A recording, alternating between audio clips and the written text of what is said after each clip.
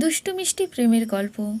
প্রায় 1 ঘন্টা 40 মিনিট ধরে মিমির জন্য পার্কে বসে আছি, কিন্তু মিমির তো আসার কোনো নামগন্ধই নেই।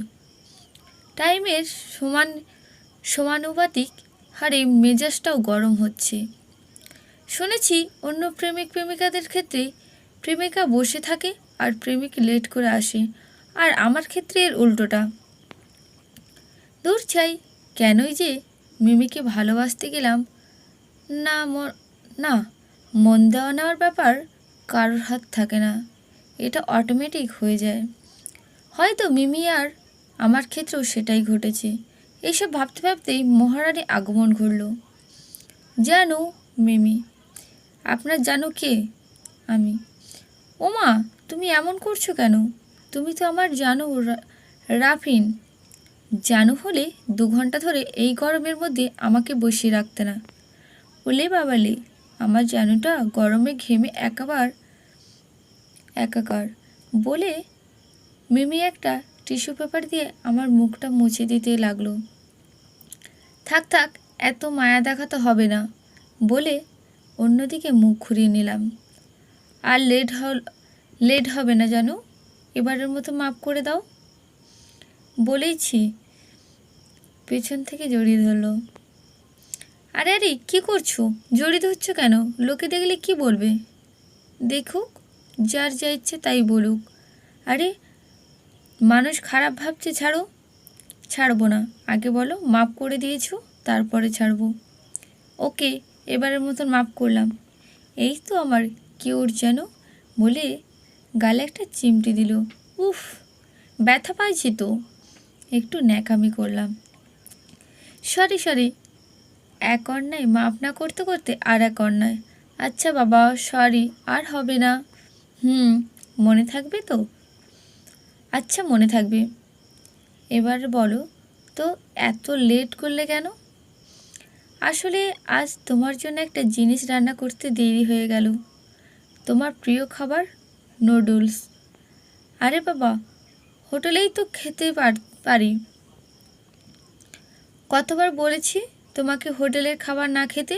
হোটেলের খাবার অস্বাস্থ্যকর, তোমার প্রবলেম হবে পরে। আরে আমি হোটেলের খাবার খাই না তো। খাবে না, হোটেলের যেন না খাওয়া। তাই তো নিজেই কষ্ট করে রান্না করে নিয়ে আসছি। আচ্ছা, এবার দাও তো, খাবো। আরে দিচ্ছি তো, এত তাড়া কিসের? আমি নিজের হাতে খাওয়াবো। দাও। হা করো। এই বলে চামচ দিয়ে নিজের হাতে আমার মুখে দিচ্ছে।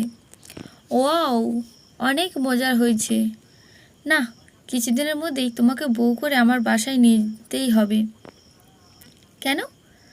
আরে বাবা, সব সময় তোমার হাতে ইয়ামি টেস্টি খাবার খেতে পারবো, আর আমার বউটারে আদর করব। থাক থাক, এত পাম দিতে হবে না। আমি জানি তুমি তো এতক্ষণ আমার রাখছিলা, এখন আবার এত ভালোবাসা।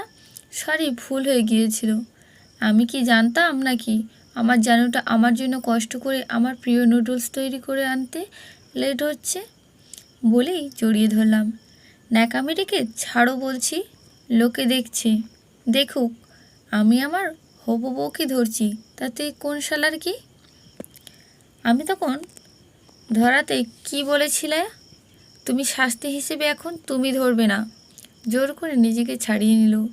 কানে ধরেছি বাবা, আর হবে না। ঠিক আছে, এখন বাসা যেতে হবে, বাবা বাসায় আছে, দেরি হলে পিটবে। বান্ধবীর সাথে দেখা করব বলে বাসা থেকে আসছি। আরও একটু থাকো না প্লিজ জানু। না গো জানু, থাকা যাবে না। আচ্ছা, একটা উমা দিয়ে তো যাও, না হয় আজ ঘুম হবে না আমার।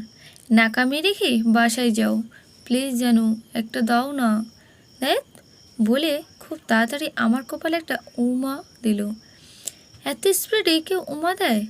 আশেপাশের লোকজন আছে, বুঝেছো? আমি গেলাম, রাতে ফোন করব।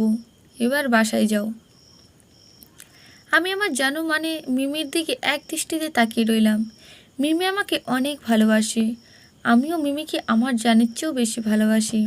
হয়তো কোনো ভালো কাজ করেছিলাম, তাই হয়তো আল্লাহ আমার কপালে মিমির মতো লক্ষ্মী মেয়ে লিখে দিয়েছে। ও চলে যাচ্ছে, কিন্তু সাথে সাথে আমার মনটাও খারাপ হচ্ছে। মিমি তো আরও একটু থাকলে পারতো। না, আমার শ্বশুরমশাই আবার অনেক রাগী, দেরি হলে মিমিকে চড় থাপ্পড় দিতে পারে, তাই তাড়াতাড়ি যাওয়াই ভালো।